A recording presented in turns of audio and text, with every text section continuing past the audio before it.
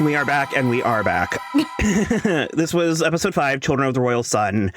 I don't know, Thiagos shot the wrong brother? Yeah, 100%.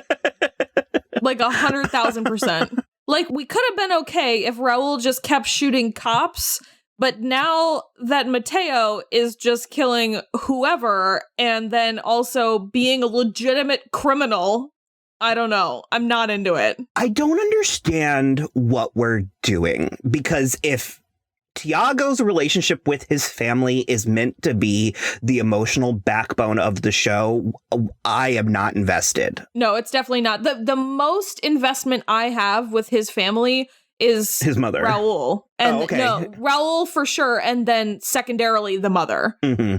They're a tight first and second, but his relationship with Raoul is one of my favorite things about this show, and his relationship with his mother is very interesting, but he doesn't appear to have any kind of relationship with Josefina, and Mateo just sucks. If I knew what we were building towards, I could keep watching and potentially even enjoy, but so far it's been such an inefficient use of time, because I was thinking today that this was reminding me of something, and I realized what it was. It was last year, I Am the Night. Oh, okay, yes. Chris Pine. I get that for sure.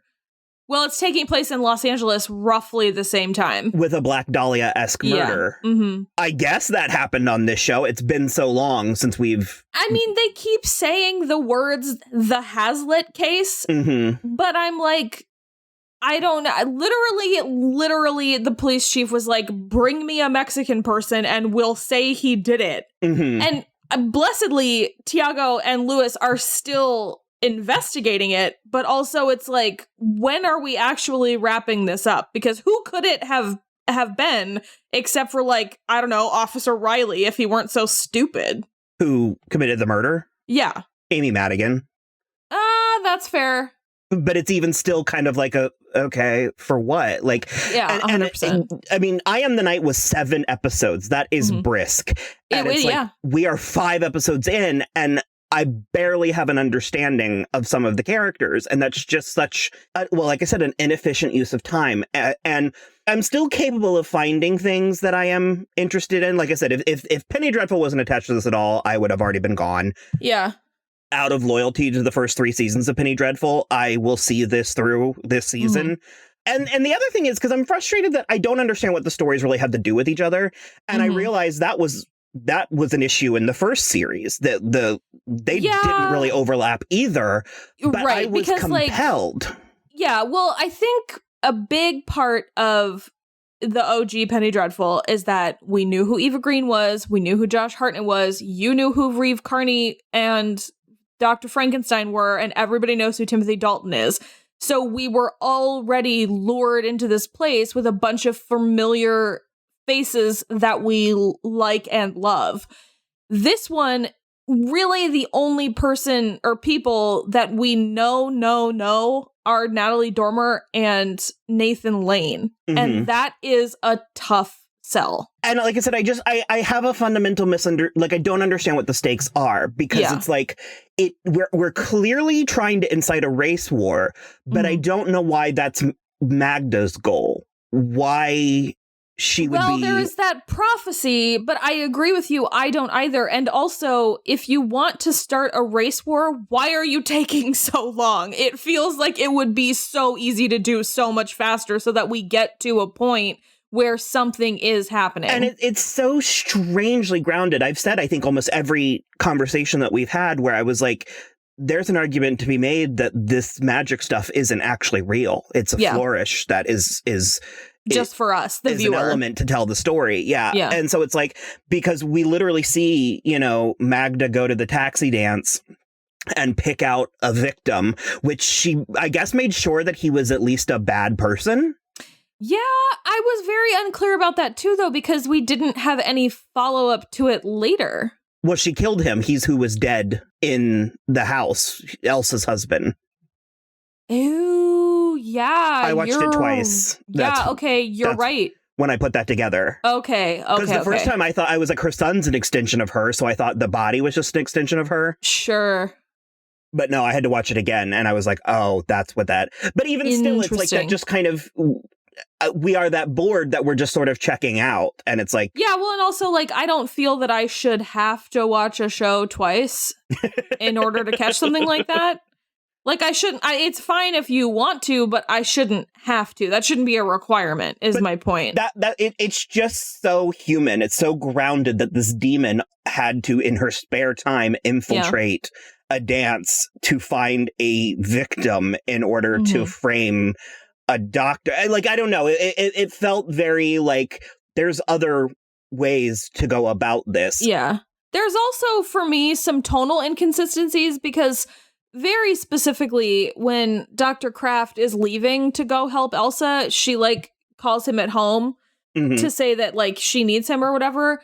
And Piper Perabo is like, she says something. I knew it was too good to goddamn last or something, which, first of all, the curse word's in the wrong place. But second of all, I was like, I don't understand your deal because you very visibly hate him.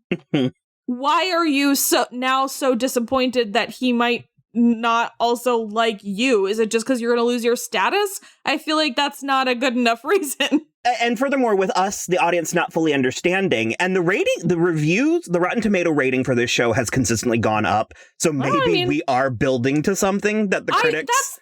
That's the thing. I believe we must be building to something because otherwise, why would this show be happening? And it is critically acclaimed, and all of these people, these very good people, signed up. Yeah, 100%. It started at like a 60, and now, but because there's the scene where Piper Perabo warns Elsa that she's like, he's not who you think he is. Like, he's worse, and watch out. And it's like, well, we know he's a Nazi, so we know that, and we know she's a demon. So who was that warning for? Like, what was the purpose of that scene? Because we're like, no shit, lady. Like, they're both... She also was like, why don't you ask him about Essen sometime? And I was like, well, did he kill someone? Because I was like, it wouldn't put off Magda, and the way that Elsa is presenting herself, it wouldn't put her off either. So, like, I don't understand. Because he's got to be like a Nazi doctor. I can't remember, is this pre or post World War II? This is pre-World War II. Pre-World War II. There we go. Okay. But if he was doing, like, experiments in Essen, I get it. But again, to your point, but she's a literal demon. So... I agree with you. Like, what is the point of that warning? It's just it's quite odd. Historically, you know, John Logan and this series has been very deliberate in what it's showing us. And so I think that's the game I'm playing with myself, is I'm like, I'm going to see this through to see if something really kind of, you know, comes out of left field and just like sucker punches us. Yeah. Okay. But here is my only concern with that is something needs to sucker punch me in like the next 2 episodes, because if it's after that, I feel it will be too late. And that's the other thing, to go back to the OG Penny Dreadful.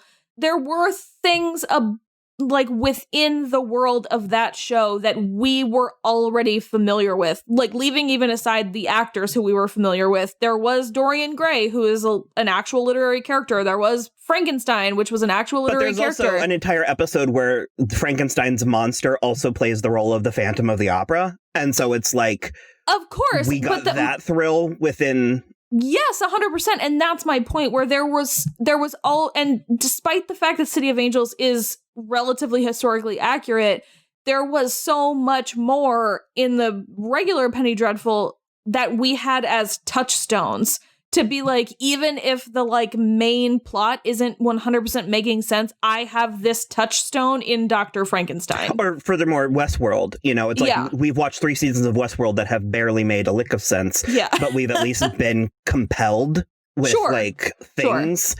And there's not quite enough visual flourishes. There's not quite enough like... Well, it's all very beige. I mean, I suppose the threesome between like Fly Rico and... Rio and Mateo. Okay. I guess that was interesting. Let me tell you, we were watching that and Fly Rico came in. And first of all, I was like, the expression, that's too much car for you, was whipping around my brain the whole time when he was just having sex with her. And then Fly Rico came in and I was like, this is what this show needs to be doing more of. We need this stuff, because right now it's just tender lovemaking with like Thiago and Sister Molly, which is great. They obviously have wonderful chemistry, but like we need something more salacious. We need Vanessa Ives having sex with her best friend's fiance the night before their wedding. Like we need that stuff. And Peter Kraft and Elsa are not fitting the bill totally. Well, because they're borderline a love for the ages at this point. Exactly. Like. And the Mateo threesome stuff, while I really dislike Mateo, I was like, but this is where the show needs to go. I kind of feel like it came out of nowhere, but I mean, queer stuff, and it goes hand in hand with this sort of fantasy horror. Yeah. They're bedfellows that way. Oh, and on that note, I don't fully understand why Townsend is a character. Like, I mean, that scene was kind of interesting, but what was his involvement in this episode? Like, that he can dance and I guess likes Kurt? Like, I believe he's in love with him. Okay, so, is that going to pay off? Maybe we'll see. I suspect, because he had that very veiled conversation with Alex where he was like, what do you know about Kurt? And she was like, don't ever ask about Kurt or any other boys in the future if you know what's good for you. Yeah. And then Kurt showed up with Chinese food. And I was like, hey, man, the piece of ass that delivers Chinese food. I'll allow it. It's giving me weird feelings rooting for Kurt so much in this. I know, rooting for the literal Nazi gigolo. There are really two more scenes that we need to mention, and luckily they were the two most interesting scenes. We have the scene with Josefina and Sister Molly. Yes. Yeah, it was really quite good. What was that? Why did she tell Molly a different version? Wait, Molly told Josefina. Okay, so I couldn't pin it down either. I was unclear if she was glossing things over for Thiagos' sake or for her sake in Thiagos' eyes, or if she just was like, hey, I told that story earlier, I can make it fit this scenario also. Well, no, she glossed it over for Josefina. What do you mean?